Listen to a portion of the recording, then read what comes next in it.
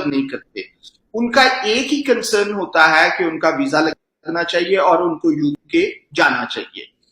फिर हर साल जो ब्रिटिश काउंसिल है वो प्री डिपार्चर ब्रीफिंग करती है. उसमें वो कभी ऑनलाइन करते हैं, कभी इन पर्सन करते हैं. तो ये जैसे कि आपका वीजा इंपॉर्टेंट है, आपका एडमिशन इंपॉर्टेंट है, उसी तरह प्री डिपार्चर ब्रीफिंग जो है वो बहुत ही इंपॉर्टेंट है. अब हमारे पास जब स्टूडेंट्स यहाँ आते हैं, उनको अकोमोडेशन नहीं मिलती, उनको अपने फ्यूचर का नहीं पता चलता, और रोजाना ये कॉल आती है जी कि मैंने अपनी इनिशियल डिपॉजिट दिया था 4,000 पाउंड, 5,000, और उसके बाद मैंने फीस दी नहीं है. तो कुछ हमारे जो फ्रेटर्निटी ऑफ कंसल्टेंट्स, एजेंट्स हैं, वो इसकी तरफ वो तवज्जो नहीं देते. तो स्टूडेंट्स को इंस्टेड ऑफ कि वो उनकी बात सुने, वो ब्रिटिश की जो अवेलेबल प्री डिपार्चर ब्रीफिंग है उसको पढ़ें, और यूनिवर्सिटीज की वेबसाइट पे जो लिखा हुआ है उसको समझे, और उतनी देर तक यूके के लिए या किसी भी कंट्री में ना जाएं जब तक कि वो अपना वो प्री डिपार्चर जो है उसको समझ नहीं लेते.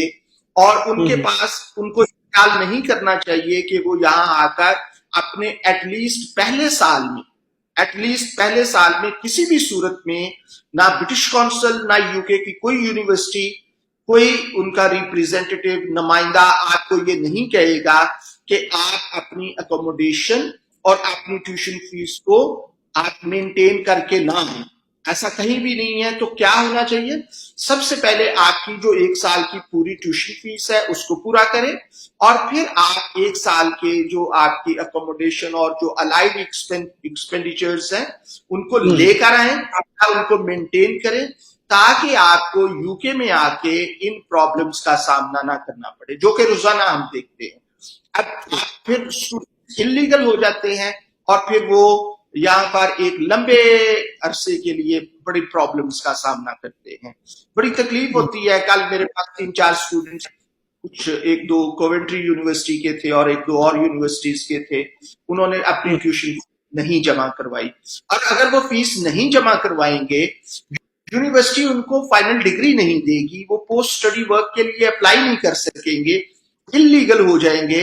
और अगर उनको कोई कल ब्राइट अपॉर्चुनिटी मिलती है तो एज ए इलीगल एंट्रेंट और कैंडिडेट वो किसी भी चीज को अकोमोडेट कर पाएंगे. तो इसलिए इस चीज का बड़ा खास ख्याल करना चाहिए कि आपकी अकोमोडेशन और 1 साल की जो ट्यूशन फीस है वो प्री प्लान्ड होनी चाहिए, और किसी तरह का उसमें ऊंच नीच नहीं होनी चाहिए. चलिए, ये तो लाइफ वैसे प्री प्लान होनी चाहिए, इसमें तो कोई शक नहीं है. तो ये फरमाइए कि पूजा, आप हमें ये बताएं कि कितने % स्टूडेंट्स जो होते हैं जो वापस नहीं जाना चाहते और कितने जाना चाहते हैं?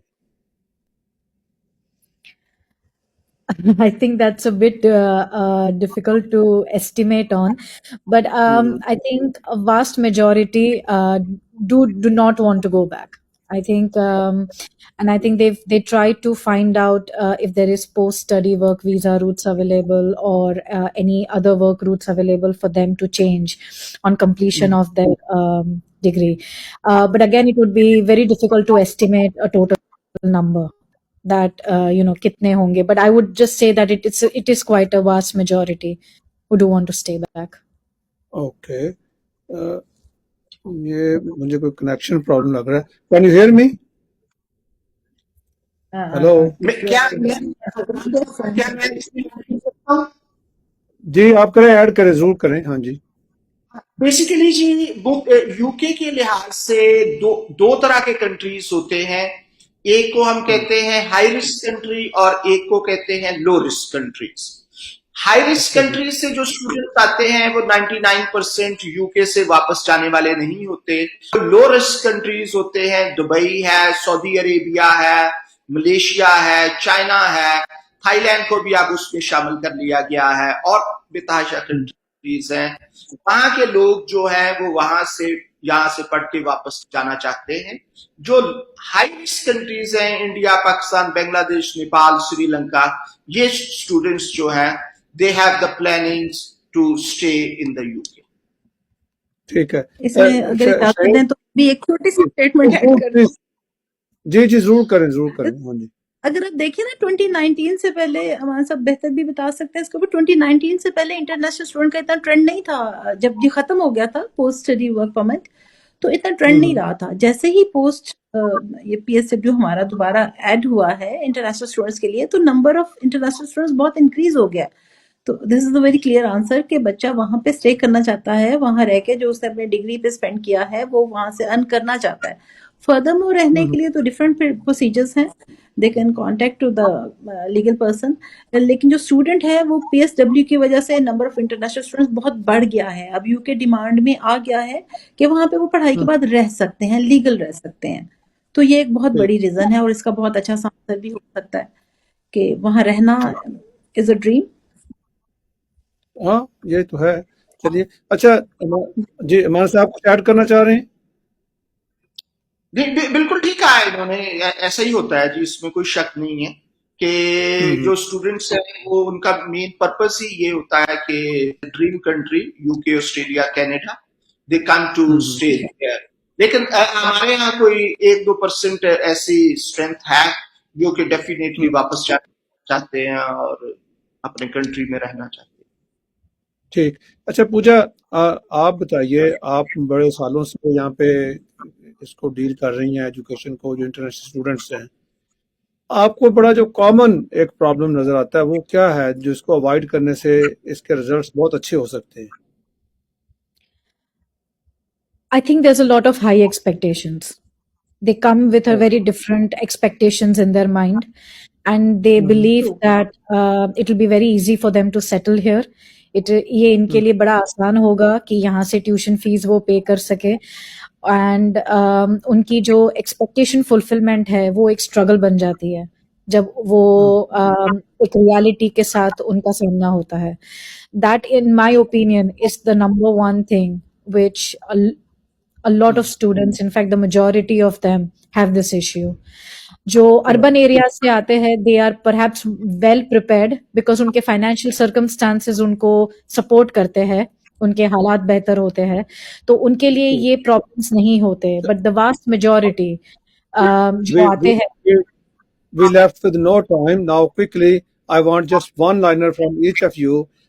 شاہین ملک صاحب آپ ذرا بتا دیجئے آپ کا ون لائنر میسج کیا ہے, پھر ہم اس کو ختم کرنا ہے پروگرام کو. اسٹوڈنٹ سے یہ جو جس اسی بات کو کنٹینیو کرتے ہوئے کہ ڈالرز یا پاؤنڈز وہاں پہ درختوں پہ نہیں لگے ہوئیں گے. آپ اپنی فیس ایٹ لیسٹ 1 year ضرور ان ہینڈ رکھیں تاکہ اگر جب آپ جائیں تو ایٹ لیسٹ آپ اپنی لیونگ تو ارن کر سکیں گے, لیکن ٹیوشن کے لیے آپ کو واقعی بہت زیادہ ہی لیبر کرنی پڑے گی. تو ایکسپیکٹیشن تھوڑی سی کم رکھتے ہوئے پڑھنے کے ٹارگٹ کریں, اپنی ڈگری کو ضرور کمپلیٹ کریں. جی ایمان صاحب آپ اپنا ون لائنر. دنیا کے ہر کنٹری سے جو اسٹوڈنٹس کسی بھی کنٹری میں جاتے ہیں وہ اس کنٹری کے ریپریزنٹیٹیو ہوتے ہیں.